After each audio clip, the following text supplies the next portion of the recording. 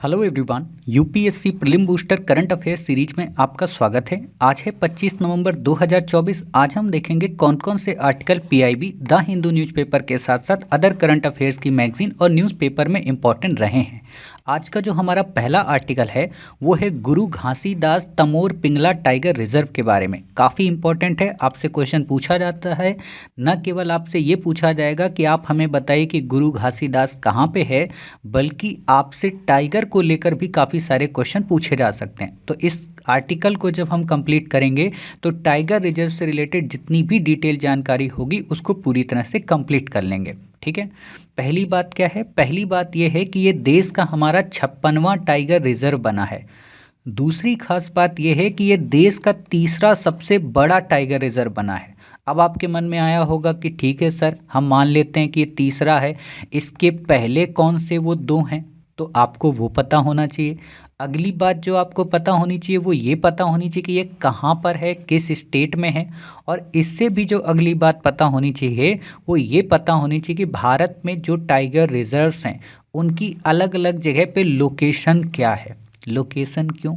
Location इसलिए कि आपने देखा होगा कि यूपीएससी ने 2017 में एक प्रश्न पूछा था कोट्टायम से कोहिमा की यात्रा को लेकर। हो सकता है कि अब यूपीएससी एक नया क्वेश्चन आपको बना दे, और क्वेश्चन को किस चीज़ पे बेस कर दे कि आप ये बताइए कि एक व्यक्ति गुरु घासीदास नेशनल पार्क से कार्बेट नेशनल पार्क की ओर जाना चाहता है तो वो कितने राज्यों से होकर जाएगा। यह क्वेश्चन आपसे ये भी पूछा जा सकता है कि आप हमको बताइए कि Manas national park, Orang national park है ना, या उदंती सितांदी नेशनल पार्क या टाइगर रिजर्व, और यह आपको दे दे यहाँ पे श्री सैलम, और पूछे आपसे कि उत्तर दक्षिण बताइए क्या लोकेशन है, पूरब पश्चिम बताइए, इनका क्रम क्या है। तो कहने का मतलब सीधा सा है कि यदि आपके पास एक चार्ट होगा, एक मैप होगा, तो आप ऐसे प्रश्नों को काफ़ी अच्छे से कवर कर सकते हैं। और ये जो प्रश्न होते हैं ये यूपीएससी के अपकमिंग क्वेश्चन होते हैं, तो इसलिए इन पर आपको कमांड बनाने की आवश्यकता है, क्योंकि जब आपका ये मास्टर सोच सकता है तो यूपीएससी भी तो सोच सकती है। ठीक, तो आपको पता हो। बाकी आपको यहाँ पे याद नहीं रखना, आपको पता हो कि इसको 56वें टाइगर रिजर्व के रूप में नामित किया गया है। आपने अभी तक जो पढ़ा होगा हमसे करंट अफेयर्स में, बाकी आपने कहीं पढ़ा है नहीं पढ़ा वो एक अलग बात है, लेकिन हमसे आपने जो पढ़ा होगा तो आपने क्या पढ़ा है अभी तक कि हमारे यहाँ 53 टाइगर रिजर्व थे। हमने आपको इसकी एक पूरी लिस्ट प्रोवाइड कराई थी, है ना, ये 53 की, अब हमने 56 कर दिया है। तो आप उन 3 टाइगर रिजर्व को आप यहाँ पर मेंशन कर सकते हैं। जैसे 53 के बाद जो 54वां टाइगर रिजर्व था वो कहाँ पे किया गया था? एमपी में, मध्य प्रदेश में। क्या नाम था? वीरांगना दुर्गावती टाइगर रिजर्व। ठीक है। 55 नंबर का जो टाइगर रिजर्व था उसको कहाँ किया गया था? राजस्थान में, जिसका क्या नाम है? धौलपुर करौली। तो आप ये लिख सकते हो। हालांकि ये नहीं पूछेगा कि 53वें का नाम बताइए, 54वें का नाम बताइए, ये नहीं पूछेगा, लेकिन फिर भी तो जब आप लिखोगे तो आपको क्या पता चला कि राजस्थान में 5 हो गए और मध्य प्रदेश में कितने हो गए? 7 हो गए। और अब आप मुझे बताइए, क्या मध्य प्रदेश के अलावा कोई ऐसा स्टेट आपको दिख रहा है जहाँ पर टाइगर रिजर्व की संख्या ज़्यादा हो? तो नहीं। तो अगर आपसे क्वेश्चन पूछा जाए कि मैक्सिमम टाइगर रिजर्व कहाँ पे हैं, तो मध्य प्रदेश में। ठीक है। आपसे क्वेश्चन पूछा जाए हाईएस्ट टाइगर रिजर्व की डेंसिटी रखने वाला कौन सा टाइगर रिजर्व है, तो कौन सा होगा? आपका कार्बेट नेशनल पार्क। ठीक है, तो कार्बेट के बारे में आपको पता होना चाहिए।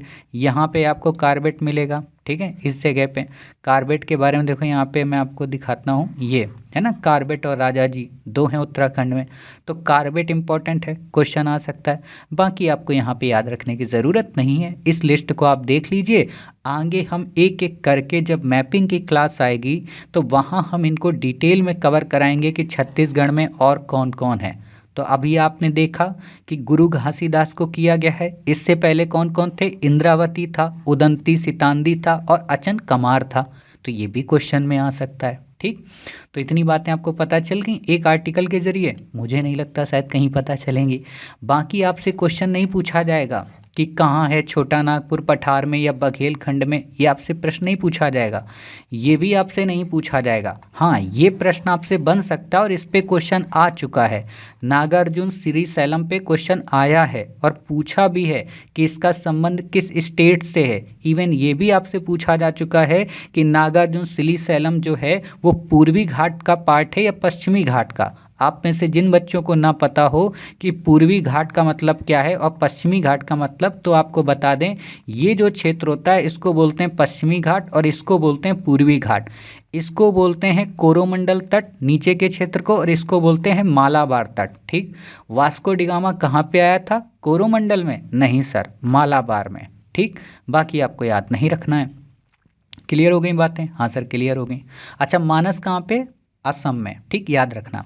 जैव विविधता को लेकर आपसे क्वेश्चन नहीं पूछा जाएगा, लैंडस्केप को लेकर क्वेश्चन नहीं पूछा जाएगा, लेकिन ये फैक्ट आपको याद रखना है कि संजय दुबरी नेशनल पार्क कहाँ पे है, बांधवगढ़ टाइगर रिजर्व कहाँ पे है, पलामू टाइगर रिजर्व कहाँ पे है, तो आपको पता चल जाएगा कि झारखंड में। तो ये भी फैक्ट याद होगा। सोचो, एक आर्टिकल में आपने कितने टाइगर रिजर्व को एनालिसिस किया है, यही हमारे लिए इम्पोर्टेंट है। ठीक, बाकी नहीं आएगा। अगला है टाइगर रिजर्वों की अधिसूचना कौन जारी करता है, अर्थात भारत में कौन ये कहता है कि किस नेशनल पार्क को, किस बायोडाइवर्सिटी रीजन को हम टाइगर रिजर्व डिक्लेयर कर सकते हैं।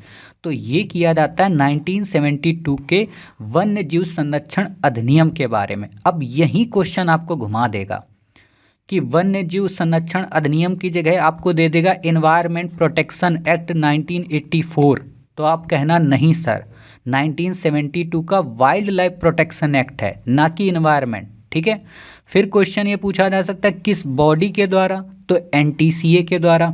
एनटीसीए मतलब नेशनल टाइगर कंजर्वेशन अथॉरिटी। इसके चेयरपर्सन कौन होते हैं? आपने पीछे ही पढ़ रखा है, एनवायरमेंट मिनिस्टर। तो ये चीज़ें पता हो। अब ये बात तो मैंने बता दी कि पहले ही छत्तीसगढ़ में 3 टाइगर रिजर्व थे, इंद्रावती, उदंती, सीता नदी और अचनकमार। इसको कहते हैं शॉर्ट में चीज़ें पढ़ाना। हमने पहले आपके दिमाग में एक इमेज बना दी और फिर इन चीज़ों को हमने बता दिया। तो ये पिक्चर कितनी इंपॉर्टेंट है। ठीक, अब कुछ एक्स्ट्रा फैक्ट याद कर लो। एक्स्ट्रा फैक्ट का मतलब आपसे क्वेश्चन पूछा जा सकता है कि सेंट पीटर्सबर्ग डिक्लेरेशन का संबंध किससे है, तो टाइगर्स की संख्या को डबल करने से। पहला ऐसा कौन सा देश है जिसने अपने यहाँ टाइगर की संख्या को डबल किया है, तो नेपाल। T/2X प्लान किससे रिलेटेड है, टाइगर से। एम स्ट्रिप्स योजना का संबंध किससे है, टाइगर से। बाकी आपको नहीं याद रखना है। ठीक है, तो इतनी बातें आपको याद रखनी, बाकी आपसे क्वेश्चन नहीं पूछा जाएगा। अगला आर्टिकल है दुधमारस गांव को लेकर।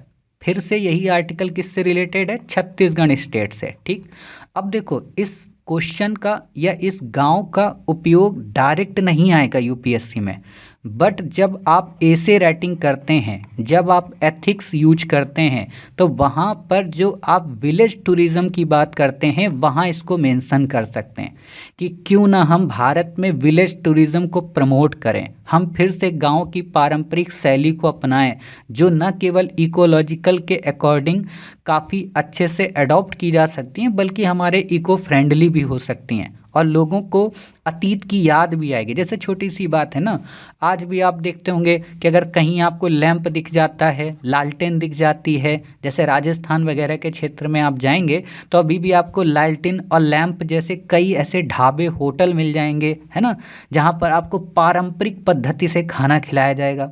तो वो आपको एक फील कराता है हमारी भूमि से, हमारी मिट्टी से, और एहसास दिलाता है कि आप भारत में रहते हो। ठीक, तो इसलिए ऐसी चीज़ों को बढ़ावा देना चाहिए। बाकी आपसे क्वेश्चन नहीं आएगा इनडायरेक्टली। ठीक, हाँ, इस पे क्वेश्चन जरूर आ सकता है कि संयुक्त राष्ट्र विश्व पर्यटन संगठन क्या है, क्या भारत इसका मेंबर है या नहीं है। तो आपको पता हो कि जब ये यूएन की बॉडी है तो भारत इसका मेंबर होगा ही होगा। WTO का मतलब world tourism organisation, world trade organisation नहीं है। ठीक है, तो आपको ये पता हो।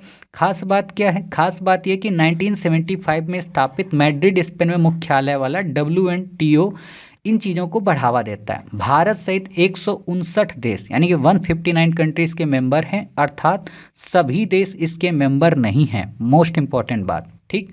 अगली बात है कि सस्टेनेबल डेवलपमेंट गोल्स को ये प्रमोट करता है। कौन सा गोल है? 8.9। 8.9 का मतलब क्या है? आपने पढ़ा होगा जो हमारे सस्टेनेबल डेवलपमेंट गोल्स हैं वो 17 है, ठीक। लेकिन आपको ये भी पता होगा उसमें 169 टारगेट्स हैं। तो ये 169 जो टारगेट्स हैं ना, वही ये 0.9 है कि 8वां गोल है और उसमें 1 2 3 4 ऐसे हैं। जैसे आप संविधान का आर्टिकल पढ़ते हो ना, आर्टिकल 19, फिर 19 का क्लॉज 1, क्लॉज 2, क्लॉज 3, तो बिल्कुल वैसा ही है। आपसे यूपीएससी में क्वेश्चन आएगा सस्टेनेबल डेवलपमेंट गोल, और मुझे बड़ा अच्छा लगता है कि कुछ देवियाँ डीपी में भी इसको लगाए हुए हैं अपने, है ना। तो ऐसा ही आप लोग किया करिए, अपनी दीवार में वॉल पे चिपका लीजिए, क्योंकि ये सदाबहार क्वेश्चन है।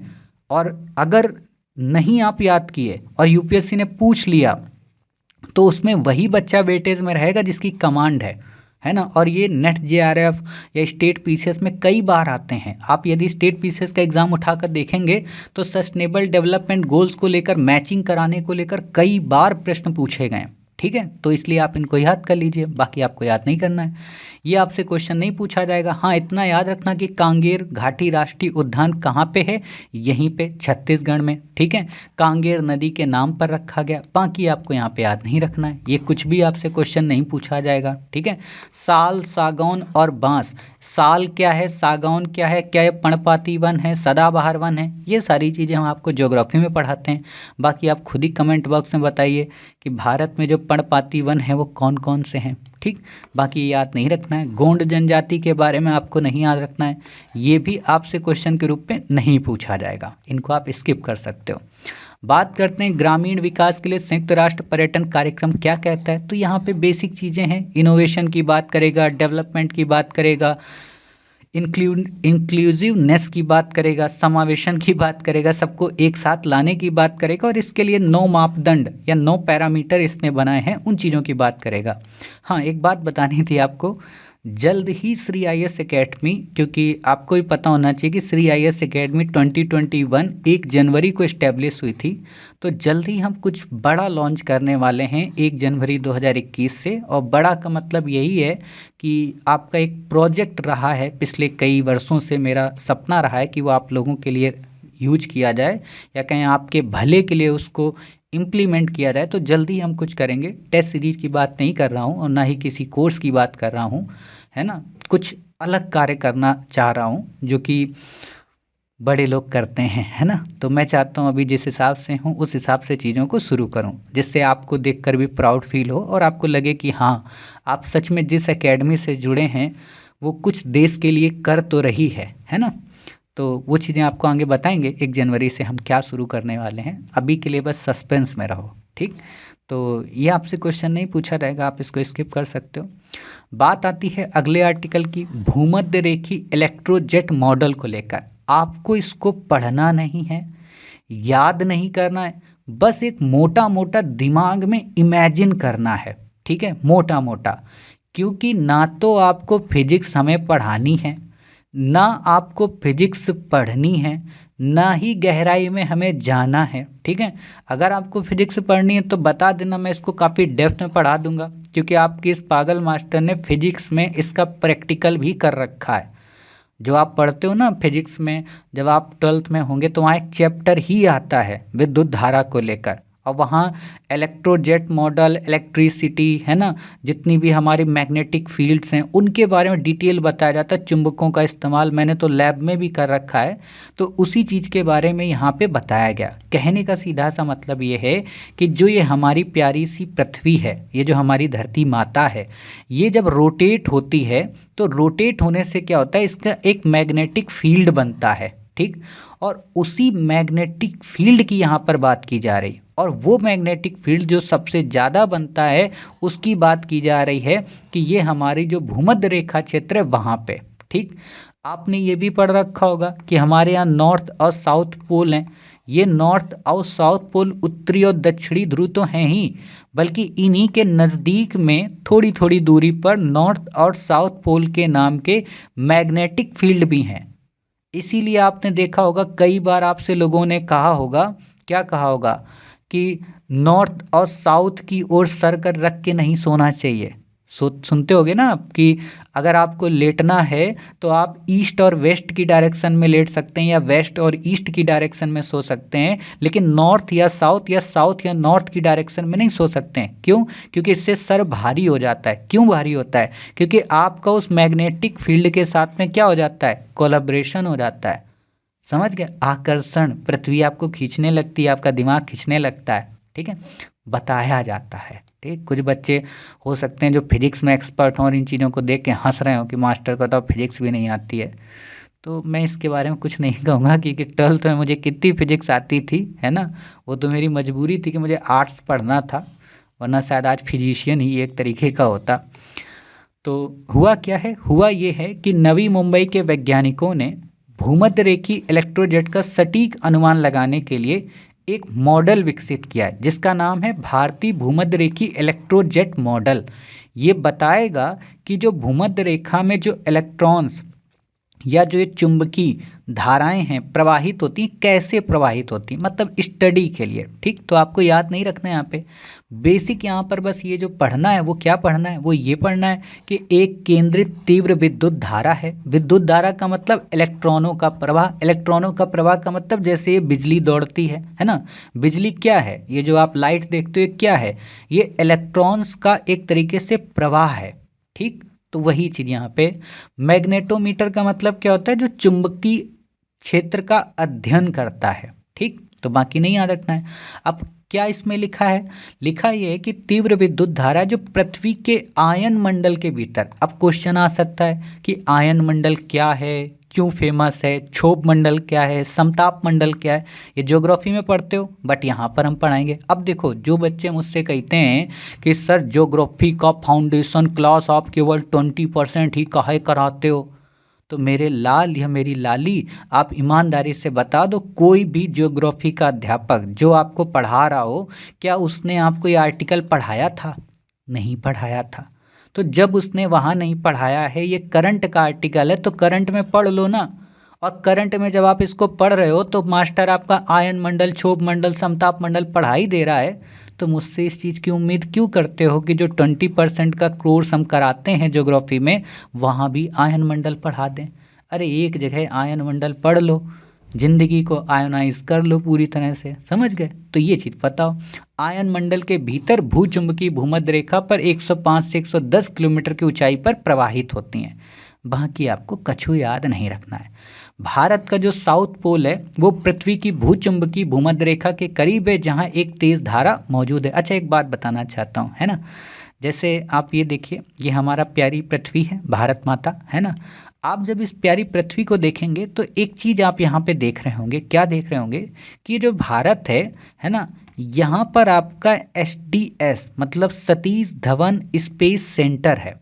ठीक, कई बार आप लोगों के मन में क्वेश्चन आया होगा, आपके इत्र मित्र लोग भी पूछते होंगे कि यार यहीं पे सतीश धवन स्पेस स्टेशन क्यों बनाया गया, है ना। आता होगा, स्वाभाविक सी बात है भाई, यहाँ पे उड़ीसा में बना देते, यहाँ मुंबई में बना देते, इस साइड में बना देते, इधर ही क्यों बनाया, इंटरव्यू में क्वेश्चन आएगा। तो आपको पता होना चाहिए, इसके 3 रीजन है। ठीक है, इसके 3 रीजन है।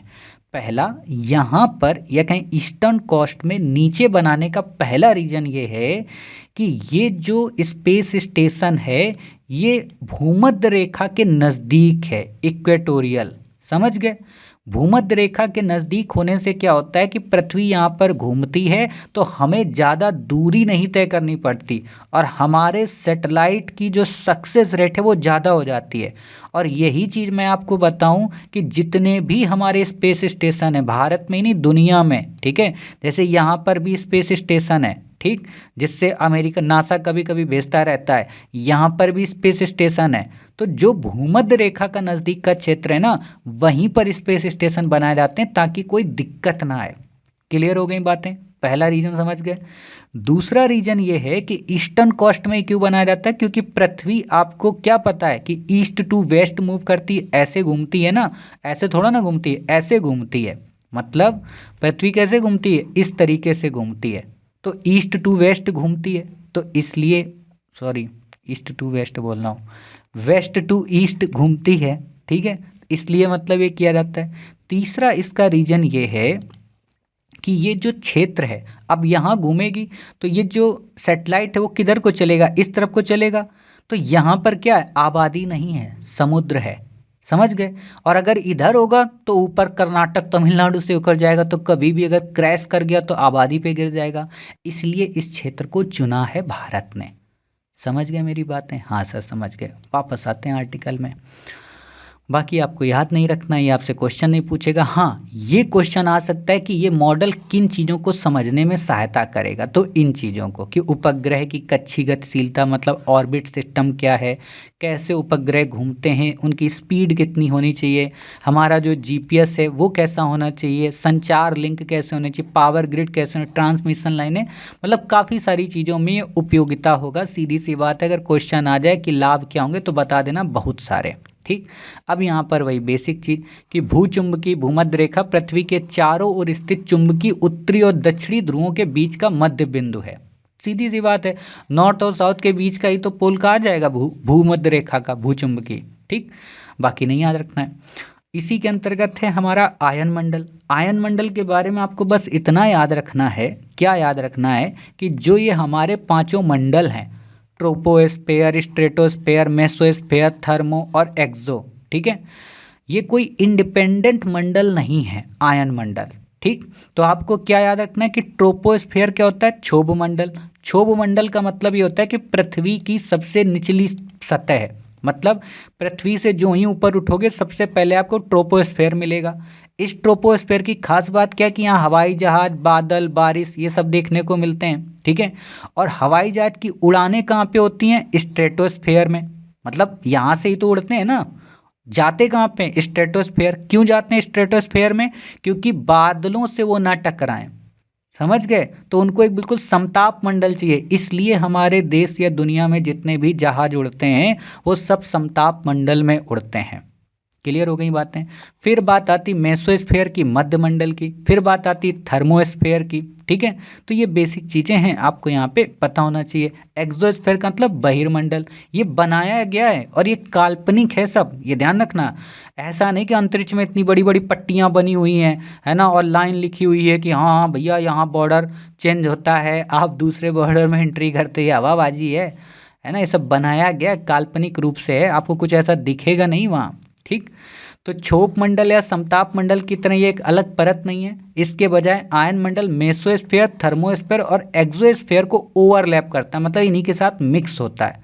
ये सक्रिय भाग है, सूर्य से अवशोषित ऊर्जा के आधार पर बढ़ता और संकुचित होता है, रेडियो संकेतों को पृथ्वी पर वापस भेजने में सक्षम है। मतलब आयन मंडल में क्या होता है, रेडियो सिग्नल्स के सैटेलाइट लगाए जाते हैं जो वापस भेजते हैं। ठीक है, बाकी आपको याद नहीं रखना है। होमोस्फेयर क्या होता है आपको नहीं याद रखना। होमो का मतलब क्या होता है, जहाँ ह्यूमन से रिलेटेड एक्टिविटी हो, और होमो को भी दो पार्ट में बांटा जाता है, जिसमें आप क्षोभ मंडल देखते हैं और उसके बाद समताप मंडल देखते हैं, जिसके अंतर्गत काफ़ी सारी गैसें आपको देखने को मिलती हैं। ठीक, तो याद नहीं रखना है तो ये आप देख सकते हो। मध्य मंडल में हेट्रो मतलब इसके बाद का क्षेत्र, इसको भी दो पार्ट में बांटा गया है। ठीक है, थर्मो और एक्सो, ये कुछ मत याद रखना, आपसे ज्योग्राफी में ही ठीक है, वहाँ पे जब पढ़ाऊंगा बेसिक बस देखना होता है और कुछ नहीं देखना होता है। ठीक है, अगला हमारा आर्टिकल है नाइजीरिया को लेकर। आपको पता होगा हाल ही में प्रधानमंत्री मोदी जी ब्राज़ील की यात्रा में, गुयाना की यात्रा में और नाइजीरिया की यात्रा पे थे। ठीक है, तो आपसे जो क्वेश्चन पूछा जाएगा वो नाइजीरिया की मैपिंग को लेकर आएगा, इसके शहर को लेकर आएगा। ठीक है, तो याद आपको क्या रखना है कि जो नाइजीरिया है वो एक अफ्रीकन कंट्री है। ठीक है, एक अफ्रीकन कंट्री। दूसरा इसका शहर है अबूजा। आपने एक नाम सुना होगा, अबूजा ट्रीटी। ठीक है, अबूजा ट्रीटी। कमेंट बॉक्स में बताइए कि अबूजा ट्रीटी या कहें अबूजा संधि का संबंध किससे है, किस संगठन से है। ठीक है, जैसे एक और आपने नाम सुना होगा आदिस अबाबा डिक्लेरेशन, उसको भी बताइए कमेंट बॉक्स में, गूगल सर्च करो कोई दिक्कत नहीं है ना, बताइए आप कहाँ हैं। तो आपको ये क्लियर बातें हो गई? हाँ सर क्लियर हो गई।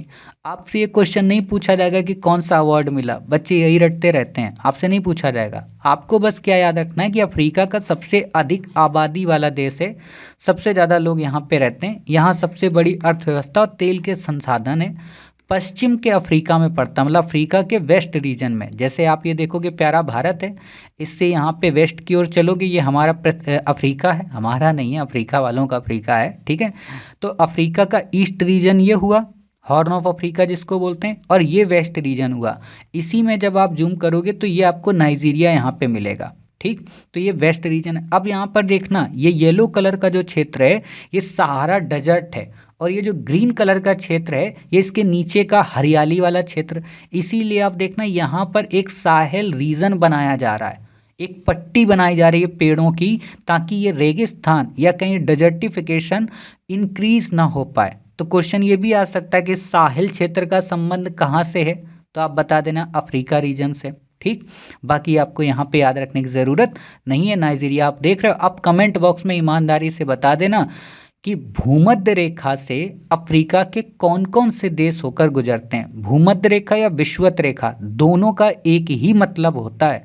कई बार बच्चे कंफ्यूज होते हैं, बच्चे होते हो या ना होते हो, आपका मास्टर आज से 10 साल पहले कंफ्यूज जरूर होता था, ठीक है। तो पता होना चाहिए अटलांटिक महासागर से जुड़ता है। सीमा किससे बनती है ये क्वेश्चन नहीं पूछेगा कि नाइजर, चाड, कैमरून, बेनिन, ये कुछ नहीं पूछेगा, ठीक है। तो आपको बस लोकेशन पता हो, क्लियर।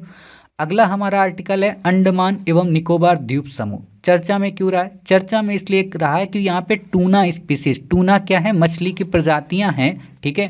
कहते हैं बहुत महंगी मछली होती है और खाने में बड़े फायदेमंद होती है। मास्टर ने नहीं खाया है, लेकिन मैं बता रहा हूँ, लोग कहते हैं, ठीक है। आप में से हो सकता है कुछ लोगों ने खाया और खाना भी चाहिए। आप लोग नहीं खाओगे तो हमारी दालें महंगी हो जाएंगी, बात ये है ना। देखो, हर एक व्यक्ति के भोजन का, हर एक व्यक्ति के परिधान का, हर एक व्यक्ति के धर्म का सम्मान करना सीखो। जैसे मैं कल एक वीडियो देख रहा था, एक हिमाचल का वीडियो था, बड़ा अच्छी बात उस व्यक्ति ने कही। हिमाचल में क्या है, बीजेपी की सरकार है, ठीक। तो बीजेपी में कुछ मूर्ख टाइप के जो लोग होते हैं, जो हाईलाइट होना चाहते हैं, तो उन्होंने क्या किया, वहाँ पंचायत की जो प्रधान थी, दो बेचारे मुस्लिम लोग, है ना, बेचारा शब्द मुझे यूज नहीं करना चाहिए, बेचारा इसलिए यूज कर रहा हूँ क्योंकि उस समय वो दोनों अकेले थे वहाँ पे, ठीक है। और बड़ी अच्छी बात उन्होंने कही, मतलब वो वीडियो देखना चाहिए और शर्म आनी चाहिए प्रधानमंत्री नरेंद्र मोदी जी को, या हमारे देश के उत्तर प्रदेश के मुख्यमंत्री योगी आदित्यनाथ को, या उत्तराखंड के जो सीएम हैं, ठीक है, उनको शर्म आनी चाहिए इस चीज़ को लेकर। वो बंदा क्या कहा, उसने कहा, मतलब वो लोग कपड़े बेचने आए थे, फेरी लगाते हैं, जम्मू कश्मीर से वो लोग आए थे, ठीक है। इन पंचायत की देवी ने क्या कहा, वीडियो बनाया, पूरा ट्विटर पे पड़ा हुआ है, कह रही हैं इन दोनों मुसलमान लोगों से कि आप लोग हमारे राज्य में कपड़े नहीं बेच सकते हो, आप हमारे राज्य में नहीं आ सकते हो, और अपने यहाँ की महिलाओं और बच्चों से कहा जा रहा है इन मुसलमानों से कपड़े मत खरीदना, इन मुसलमानों से ये मत खरीदना, और उनसे कह रही हैं कि तुम अपने देश लौट जाओ। उसमें जो मतलब क्या कहते हैं, शायद क्या नाम है, चाचा जो थे, मतलब मुस्लिम दाढ़ी रखे हुए थे, उन्होंने, चाचा ने बहुत अच्छी बात कही। उन्होंने कहा मेरा देश कहाँ है आप बताइए, हम पैदा हुए, हमारे बाबा परदादा सब यहीं पैदा हुए, जम्मू कश्मीर क्या भारत का हिस्सा नहीं है? क्या हम भारत के लोग नहीं हैं? क्या हम हिंदुस्तान के लोग नहीं हैं? तो वो पागल क्या बोलती है औरत, औरत बोलती है कि अगर हिंदुस्तान में रहना है तो जय श्री राम कहना है। तो उसने भी बहुत अच्छी बात कही, ठीक है हम जय श्री राम कहेंगे, आप क्या हमारा कलमा पढ़ेंगी? क्या आप हमारी कुरान पढ़ेंगी? क्या आप हमारी हदीस पढ़ेंगी? क्या आप अल्लाह अकबर वगैरह ये सब कहेंगी? तो जब वो कहती नहीं हम ये नहीं कह सकते, हमारे यहाँ अलाउ नहीं, तो उसने भी यही बात कह दी कि भैया हम ये नहीं कह सकते हैं। और फिर देखो, मेरा एक ही कहना है यार, प्रेम से हर कोई जय श्री राम, और जय श्री राम कोई भारत का नारा नहीं है, जय श्री राम कोई भारत का नारा नहीं है। जय श्री राम हमारे यहाँ कभी नहीं बोला जाता था, हमारे यहाँ क्या बोला जाता था, जय सिया राम। जय सिया राम का मतलब कि राम की भी जय और सीता की भी जय। हमने तो यहाँ पे भी भेदभाव कर रखा है कि जय श्री राम बोल के बस पुरुषवादी मानसिकता को बढ़ा रहे हैं, और एक मतलब इस नारे को हमने क्या कर दिया, हमने इस नारे को एक तरीके से उपद्रवों में तब्दील कर दिया। मतलब जय श्री राम का नारा लगा के लोगों को सामाजिक तनाव को बढ़ावा दे रहे हैं। अरे यार, जिसको बोलना होगा बोलेगा, ये भारत है। और तुम्हें क्या है, तुम्हारी राजनीति आज चल रही है, कल खत्म हो जाएगी। इसीलिए अटल बिहारी वाजपेयी क्या कहते थे कि मैं चिमटे से भी ऐसी सत्ता को उठाना पसंद नहीं करूंगा जो मेरे स्वाभिमान और सम्मान के खिलाफ हो। और उन्हीं के पार्टी के लोग बेचारे वो क्या सोचते होंगे आज कि उन्हीं के पार्टी के लोग चिमटा नहीं तसला बाल्टी सब लिए बैठे हैं। अरे भारत में हर कोई रह रहा है, भारत में जन्मा है, और फिर लोग कहते हैं कि आतंकवादी घटनाएं बढ़ रही हैं। भाई आप मुझे बताओ, जब आप जम्मू कश्मीर के व्यक्ति को भारत में सामान नहीं बेचने दोगे, ठीक, कल को उसको कोई व्यक्ति आया बरगलाने लगा कि देखा तुम्हारे साथ कैसे भेदभाव हो रहा है, तुमको इनसे बदला लेना चाहिए, यही अल्लाह की बात है, तो वो बेचारा नहीं प्रभावित होगा क्या? जब आप उसके बच्चों के साथ, उसके परिवार के साथ भेदभाव, देखो किसी इंसान को इतना भी प्रताड़ित नहीं करना चाहिए यार कि उसके पास फिर कोई विकल्प ही ना बचे। और मुझे जहाँ तक पता है, भारत का इतिहास जो मैंने पढ़ा है, भारत के लोगों से जो मैं मिला हूँ, कोई भी व्यक्ति खराब नहीं है।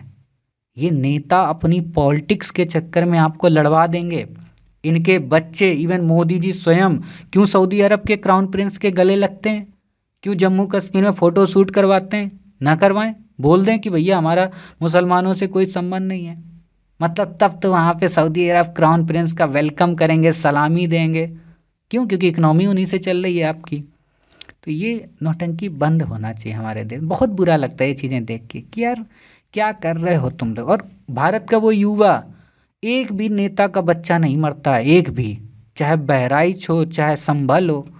कल बहुत बढ़िया बात किसी ने कही थी कि यार कितनी मस्जिदें तुम खोदोगे, कितने तुम मंदिर निकालोगे, जो हमारे मंदिर हैं उनका हम यूज़ नहीं कर पा रहे। जैसे एक लाइन बहुत अच्छी किसी ने कही थी कि भारत में श्री राम मंदिर बना, इससे लाख गुना बेहतर है कि भारत को ही मंदिर बना दिया जाता। और पहले ये था, लोगों को लगता था यार राम मंदिर बन जाएगा, सारी चीज़ें ख़त्म हो जाएंगी। अब राम मंदिर बनने के बाद हर जगह छोटी छोटी मस्जिद को कहा जा रहा मंदिर है, मंदिर है, मंदिर है। क्या गजब की बातें हैं यार। जिन्हें ज़बरदस्ती लग, कहते हैं ना, परेशान करना काम का बैठा, ये नहीं होना चाहिए। खैर, आपसे क्वेश्चन ये नहीं पूछा जाएगा, ठीक। क्वेश्चन क्या आएगा, मैंने आर्टिकल क्यों दिया था इसको लेकर क्वेश्चन आपसे आ सकता है कि चर्चा में रहा skip JAP, yellowfin, big eye, albacore क्या हैं? तो ये मत्स्य की प्रजातियां हैं। लाइन लिख लेना, मत्स्य प्रजातियां हैं। मत्स्य कौन? मतलब मछली, मछली मतलब टूना। क्वेश्चन आता है कि सरीसृप वर्ग के या उभयचर हैं या ये क्या कहते हैं पक्षी प्रजातियां हैं। तो याद रखना, या लंगूर की प्रजातियां हैं। तो पता हो कि भैया skipjack, yellowfin, big eye, albacore ये सब मत्स्य प्रजातियां हैं, मछली की प्रजातियां हैं जिनको टूना बोलते हैं। बाकी आपसे टूना के बारे में कछु क्वेश्चन नहीं पूछा जाएगा, ठीक है।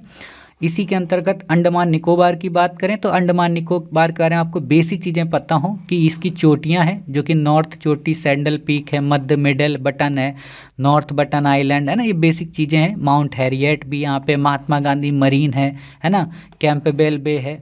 आपसे क्वेश्चन नहीं पूछेगा, बस ये आ सकता है कि 10 डिग्री चैनल कहाँ से रिलेटेड है, 9 डिग्री चैनल कहाँ से रिलेटेड है, 8 डिग्री चैनल कहाँ से रिलेटेड है। तो ये ज्योग्राफी में पढ़ाते हैं। लो, श्री IAS अकेडमी के कोर्स पे ही आप पहुँचे, क्योंकि वो लिंक है ना, तो उसको क्लिक करोगे तो वहाँ पहुँच जाएगा। तो 10 डिग्री आपके बारे में UPSC क्वेश्चन पूछ चुकी है कि ग्रेट निकोबार को जो 10 डिग्री चैनल है अंडमान को निकोबार से अलग करता है। आपको यहाँ बस पता हो कि इंदिरा पॉइंट जो है वो दक्षिणी छोर है।